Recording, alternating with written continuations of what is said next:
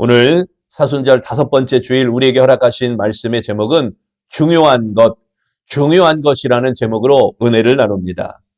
어느 화가가 로마의 시칠리 성당에 벽화를 그리는데 예수님의 어린 시절을 그리기 위한 모델로 순진한 12살 아이가 뽑혔습니다. 그리고 아주 훌륭한 예수님의 어린 시절을 포함한 벽화가 완성이 되었습니다.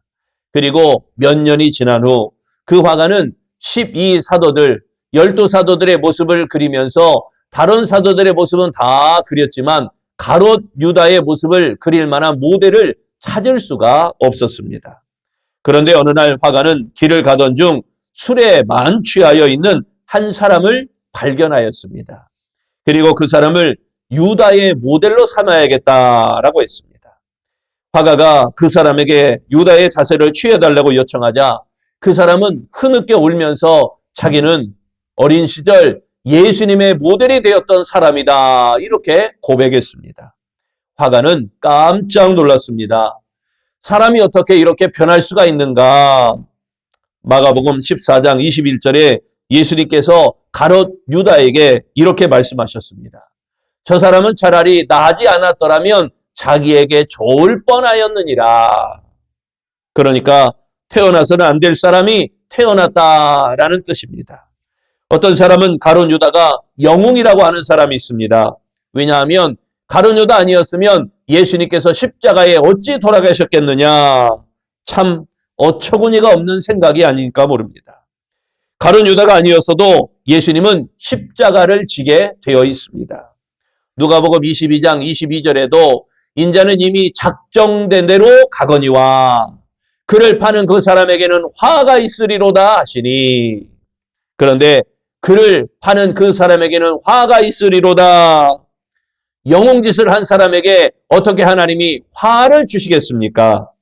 마리아가 값비싼 옥합을 깨뜨려 예수님의 발에 부을 때 핀잔하고 아깝다고 투덜거린 그 가룟 유다는 그에 합당한 하나님의 방법일 뿐입니다. 우리가 신앙생활하면서 평소에 배신자의 이미지, 투덜거리는 이미지, 이런 이미지가 되어서는 안 됩니다. 우리 아름다운 성도들은 착하고 충성된 이미지로 살아가시기를 바랍니다. 그래야 그에 합당한 복을 받는 것입니다. 하나님은 단순히 사건의 결과만 보시는 것이 아니라 그 사람의 마음과 그 사람의 태도를 보십니다. 그렇다면 중요한 것은 무엇이냐? 사람은 명예가 중요합니다. 사람이 세상을 마음대로 살아갈 수 없는 것은 이 명예 때문입니다. 명예가 땅에 떨어지면 그 사람은 살아있으나 죽은 사람과 같습니다. 명예가 한번 땅에 떨어지면 그때부터 거리를 활보할 수 있는 용기, 그 용기를 잃어버리게 됩니다. 그러면 그 사람은 죽은 목숨과도 같습니다. 잠언 22장 1절에도 말씀하기를 많은 재물보다 명예를 택할 것이요 은이나 금보다 은총을 더울 택할 것이니라. 그러므로 사도가 된다는 것은 얼마나 큰 축복이요 얼마나 큰 명예인지 모릅니다. 그런데 가룟 유다는 그 명예를 땅에 떨어뜨려 버렸습니다. 요한계시록 21장 14절 그 성의 성곽에는 12기초석이 있고 그 외에는 어린 양의 12사도의 12 이름이 있더라. 유다는 다른 사도들과 같이 12고을을 다스리고 새 예루살렘에 새겨질 그런 존귀한 이름이었습니다. 그러나 유다는 스스로의 탐욕에 빠져서 영원히 빠져나올 수 없는 죄인의 길을 가게 되었습니다. 우리 주변에서 아주 훌륭하게 성공하신 정치인이나 연예인이나 사업가나 그런 분들이 한 번의 실수로 명예를 짓밟히고 추락하는 모습들을 왕왕 보게 됩니다. 그러면서 우리도 깨닫는 것이 많으시리라 생각이 되어집니다. 여러분, 누구든지 예수 믿고 믿음의 길을 갈 수가 있습니다. 믿음의 길에서 영적인 능력도 행할 수 있고 여러 분야에서 직분을 맡고 큰 일도 작은 일도 잘 할 수 있을 것입니다. 그러나 이 가룟 유다처럼 생각과 탐욕을 절제하지 못하면 결국 진리와는 반대로 행동을 하게 된다는 것을 꼭 알아야만 합니다. 사람은 명예가 중요합니다. 무엇보다 예수 믿는 신앙인으로 이 명예를, 아름다운 신앙의 명예, 믿음의 명예, 이 은혜의 명예를 소중히 여기시기를 축원합니다. 두 번째 중요한 것은요, 사람은 순리가 중요합니다. 가룟 유다의 고향은 남쪽 지방 가룟, 그러니까 지명으로 말하면요, 이스라엘의 캐리옷이라는 지역인데 이 캐리옷 사람입니다. 스스로가 예수님을 찾아와서 제자가 되었다라는 이야기로 알려져 있습니다. 가룟 유다의 꿈은 예수님께서 로마의 정권을 뒤집어 엎고 개혁을 하게 되면 다른 욕심이 있었습니다. 예수님이 이 나라의 지도자만 되면 무엇인가 한 자리를 차지할 것이다 믿고 있었습니다. 예수님께 대한 신앙심이 문제가 아니라 예수님께서 언제 로마를 뒤집어 엎을 것이냐, 언제 로마를 개혁할 것이냐, 이런 희망으로 가득한 사람입니다. 잘못된 야심이지요. 사람은 꿈이 있어야 됩니다. 때로는 사람이 야심도 있어야 됩니다. 희망도 있어야 됩니다. 그런데 그 야심이 잘못 사용되면 유다와 같은 실수를 범하게 되어집니다. 유다는 꿈이 있었던 것까지는 좋았습니다. 그런데 그 꿈에 너무 집착해 버린 것입니다. 그러다가 자신의 뜻대로 되지 않으니까 스승을 팔고 배신자로 변질돼 버렸습니다. 그 결과 유다는 자기 인생에 씻을 수 없는 오점을 남기게 되었습니다. 그 불명예는 당대뿐이 아니고 이 세상 종말의 날까지 없어지지 않을 것입니다. 그리고 그 불명예는 치욕스럽게 유다를 계속해서 따라다니고 있습니다.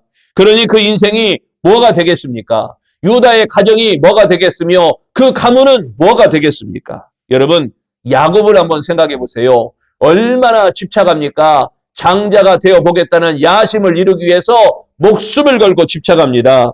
어떻게 보면 하나님을 위한 것 같기도 합니다. 하지만 야곱의 야심은 하나님을 위한 길이 아니었습니다.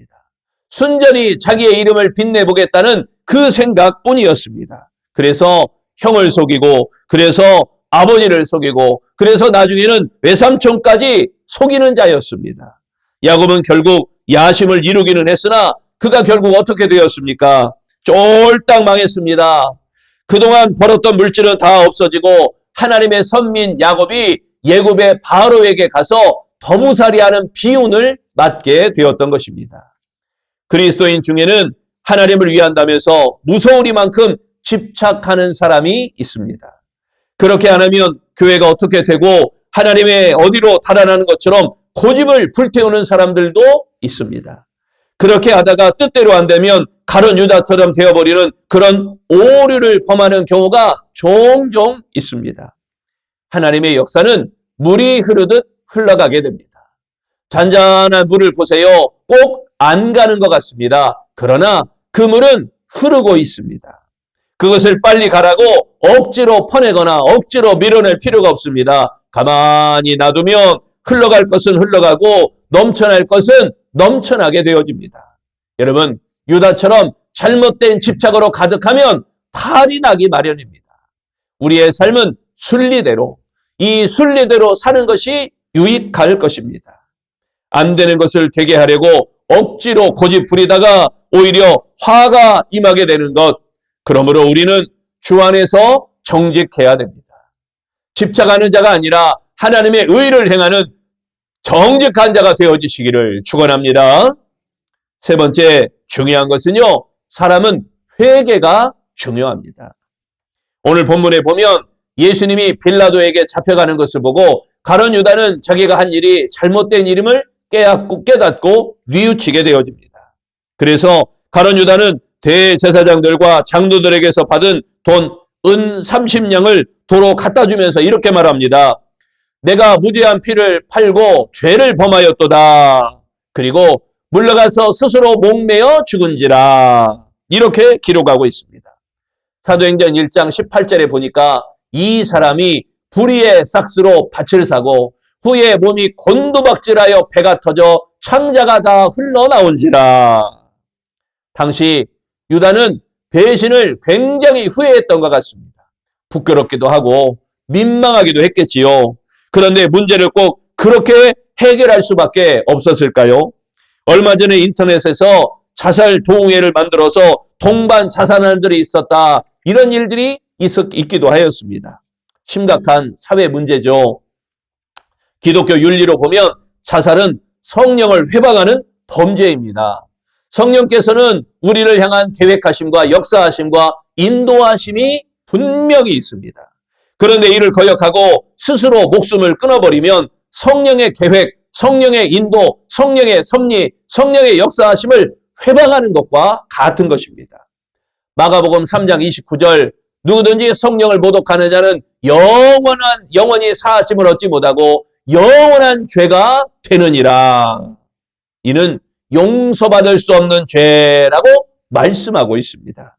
당시 생명은 하나님께서 주신 것으로 스스로 목숨을 끊으면 신성모독으로 간주했습니다.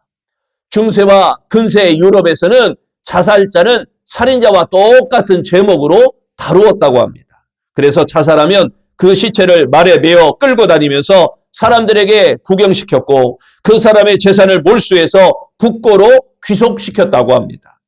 또 영국의 빅토리아 시대의 영국에서는 목을 매 자살하다가 그 사람의 미수에 그친 사람은 그 상처가 낫기를 기다립니다. 그러다가 상처가 다 나으면 데리고 가서 교수형에 처했다고 합니다.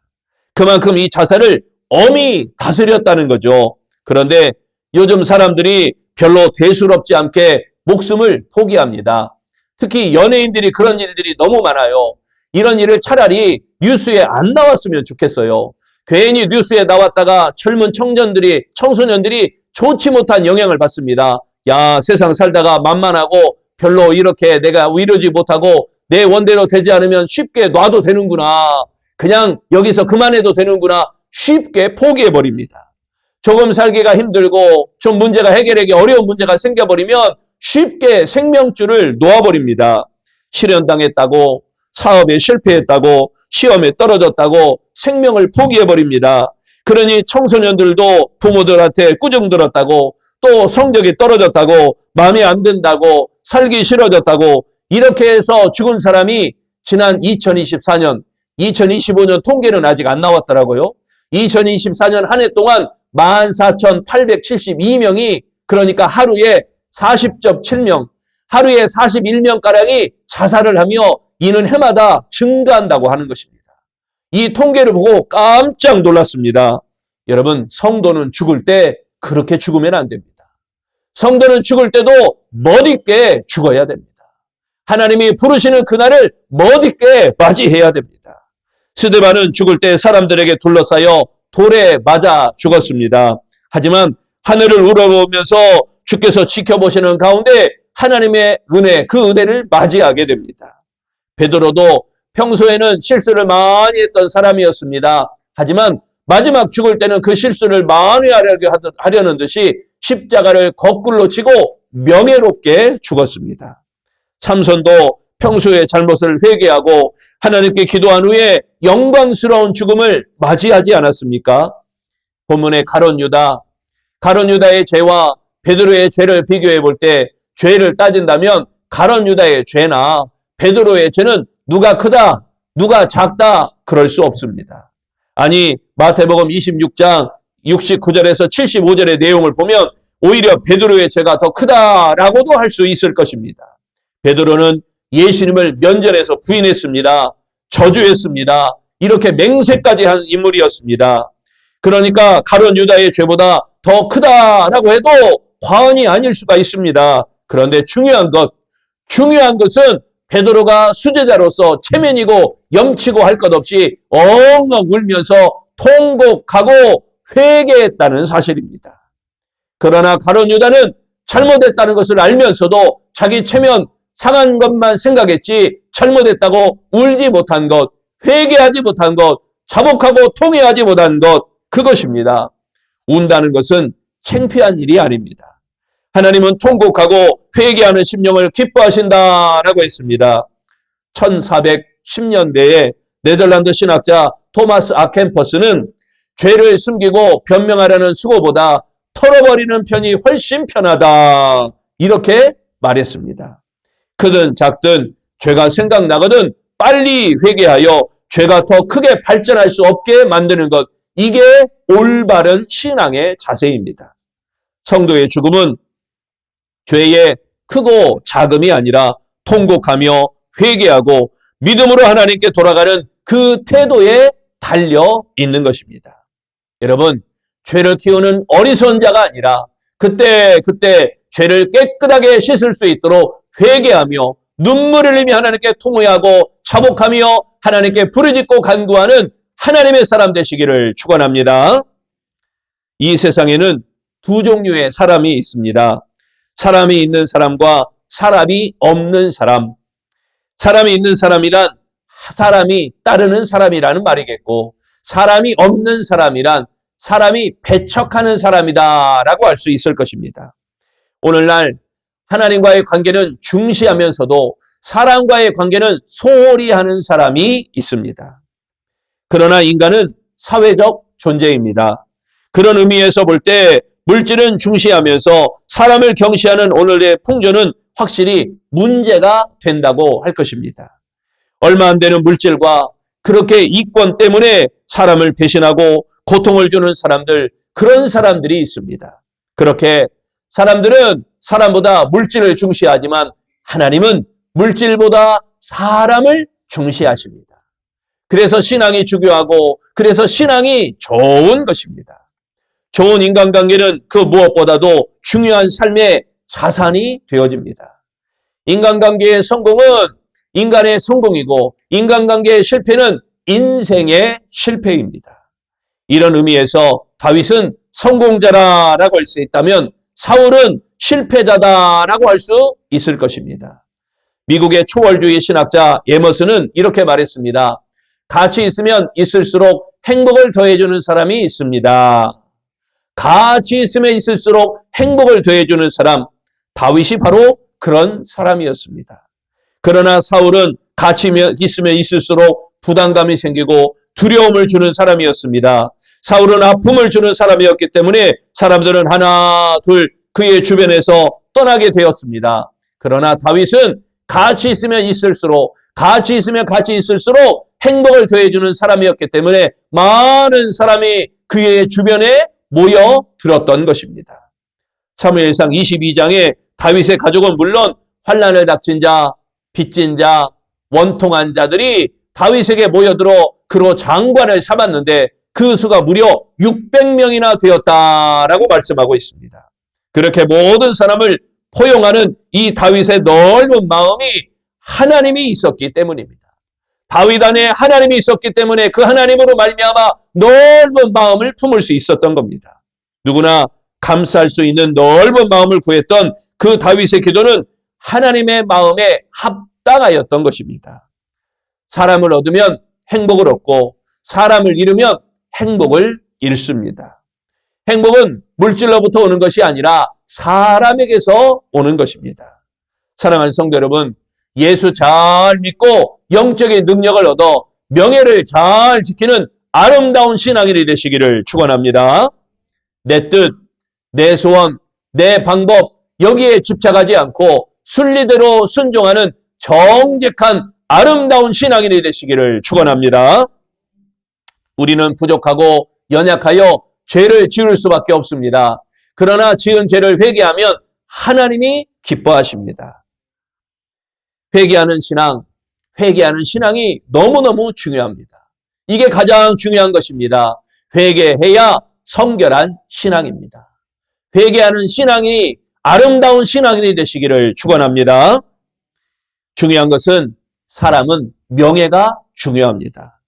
예수 믿는 신앙인으로 이 명예를 무엇보다 소중히 여기는 아름다운 성도 되시기를 축원합니다.